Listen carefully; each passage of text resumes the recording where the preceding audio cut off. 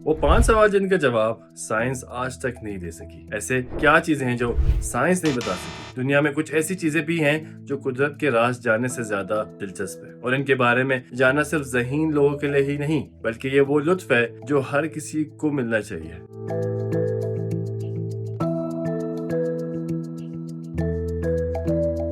उस वक्त के बारे में सोचें जब आपने किसी पहेली का जवाब तलाश कर लिया हो, क्योंकि अक्सर ऐसे किसी पहेली के जवाब की तलाश में लोग बहुत जदोजहद करते हैं। ऐसे ही आज साइंसी तहकीक ने जहां बेपनाह तरक्की कर ली है, लेकिन अब भी चंद ऐसे सवाल हैं जिनके जवाब तलाश नहीं किए जा सके। इनमें से कुछ सवाल हमेशा से थे और कुछ वक्त गुजरने के साथ साथ हमारे इल्म में इजाफा के बाद सामने आए। ये बिल्कुल वैसा ही है जैसे आप किसी चीज के बारे में जितना जानते हैं, आपको लगता है आप इससे मुतालिक उतना ही कम जानते हैं। लिहाजा साइकिल किस तरह सीधी रहती है, नाकाबिल फहम नायाब प्राइम नंबर्स तक, ऐसे नामालूम सवालात हैं एक वसी समंदर है जो साइंस आज तक नहीं बता सका। ये बहुत अच्छी बात है कि इंसान के पास सवालात कभी खत्म नहीं होने चाहिए, और वो सिर्फ इसलिए नहीं कि इससे जवाब मिलने की उम्मीद रहती है, बल्कि ये इंसानी जहन की एक्सरसाइज है। जैसे कि फलसफी थॉमस हॉब्स ने कहा था कि सवाल इंसानी दिमाग की हिर्स है। लेकिन कुदरत के इन अनगिनत सवालों में से कौन से 5 सवाल ऐसे हैं जो हमेशा से इंसान के लिए एक कसौटी बने रहे हैं? तो चलते हैं पहली चीज पे,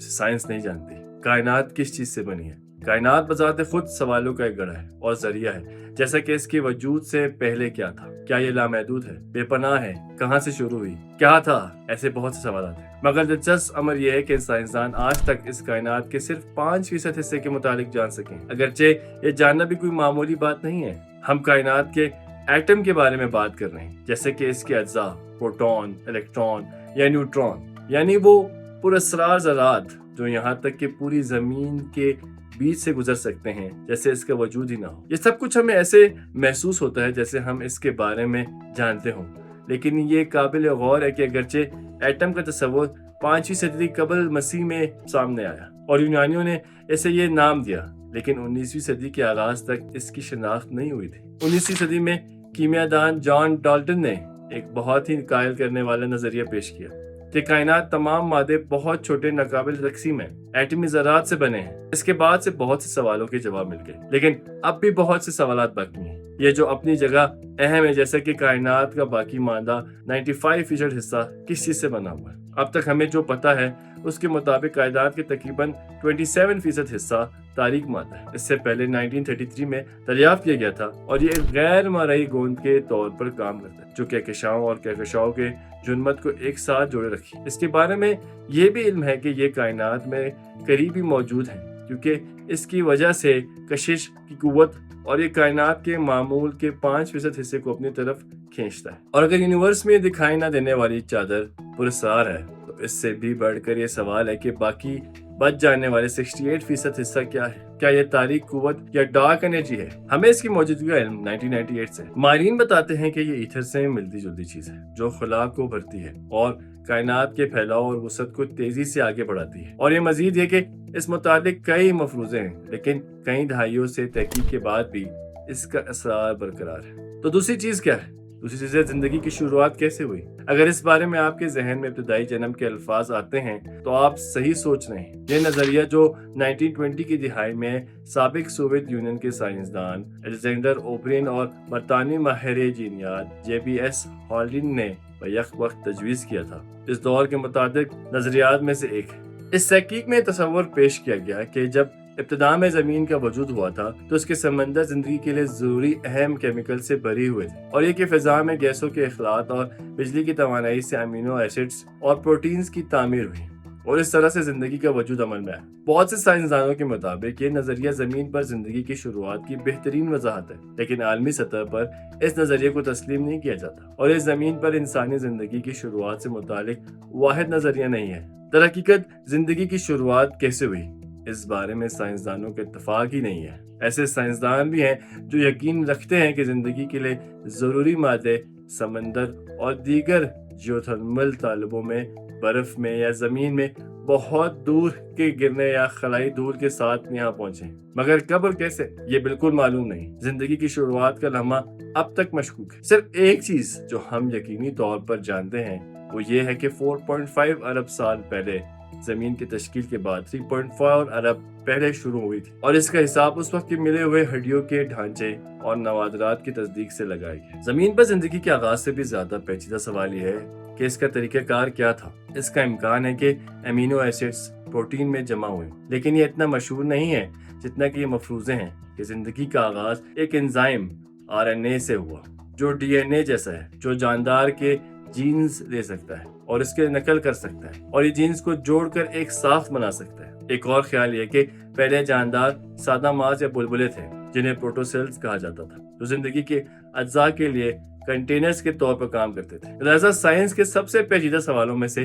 ایک جواب پر ابھی بھی کوئی اتفاق نہیں ہے، اور ہم نے دوسرا سوال کرنے کی ہمت نہیں کی کہ زندگی کیوں شروع ہوئی۔ اب آتا ہے تیسرا سوال، کیا چیز ہمیں انسان بناتی ہے؟ یہ ایک ایسا سوال ہے جس کا جواب دینا زیادہ مشکل ہے۔ اس سے پہلے کہ انسان نے خود کو پہچاننے کے لیے ایسے پہلو یا خصوصیات بنائی تھیں جو غیر معمولی سمجھی جاتی تھیں، جیسے زبان، خود کی شناخت، اوزار بنائے اور استعمال کرنے یا پیچیدہ مسائل کو حل کرنے کے لیے صلاحیت وغیرہ، لیکن آکٹوپس اور کوئل جیسے جانوروں نے آہستہ آہستہ انسانی برتری کے معیار کو چھین لیا۔ اور DNA کا کیا کیا؟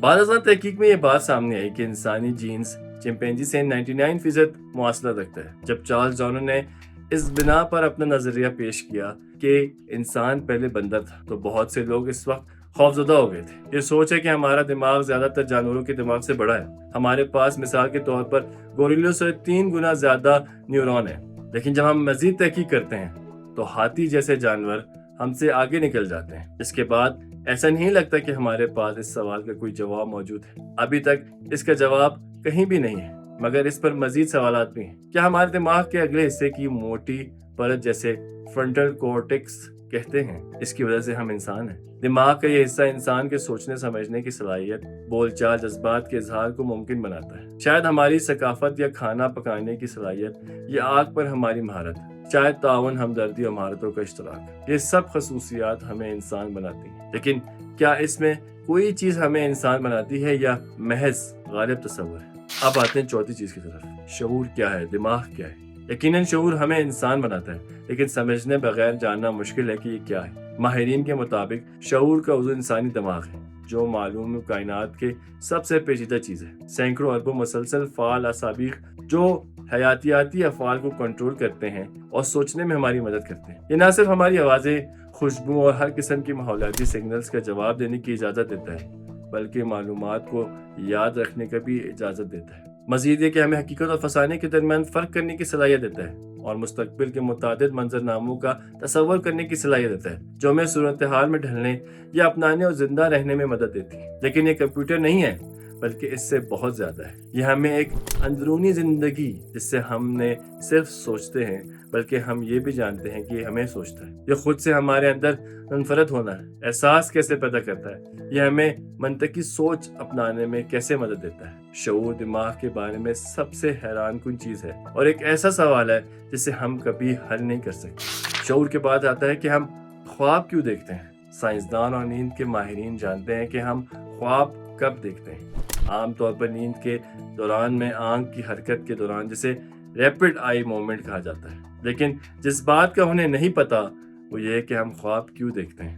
سائنسدانوں کا خیال تھا کہ خواب ہماری ادھوری خواہشات کا اظہار ہے۔ دوسرے لوگ یہ قیاس کرتے ہیں کہ خواب آرام کے وقت دماغ کی بے ترتیب تصاویر ہے۔ کچھ مطالعات سے ظاہر ہوتا ہے کہ خواب یادداشت، سیکھنے اور جذبات میں کردار ادا کر سکتے ہیں، اگرچہ وہ روزمرہ کی زندگی کے تناؤ کی عکاسی کرنے یا اسے دور کرنے کا ایک طریقہ بھی ہو سکتے ہیں، یا یہاں تک کہ مشکل تجربات سے نپٹنے یا ان کا سامنا کرنے کا ایک بے ہوش طریقہ بھی ہے۔ ہمارے خواب ہمیں ممکنہ خطرات کا اشارہ دینے یا سماجی حالات کی پیشگی مشق کرنے کی اجازت دے کر بقا کا ایک قسم کا طریقہ کار بھی فراہم کر سکتے ہیں، لیکن شاید وہ کسی خاص کام کو پورا نہیں کر سکتے۔ اچانک وہ سوتے وقت ہمارے دماغ کو مسلسل سرگرمی کی ضمنی پیداوار سے زیادہ کچھ نہیں ہے۔ اگرچہ سائنس اس کا جواب نہیں دے سکی، لیکن اگر ایک شاعر کی زبانی میں آپ کو سمجھا سکوں تو خواب زندگی ہے اور زندگی خواب ہے۔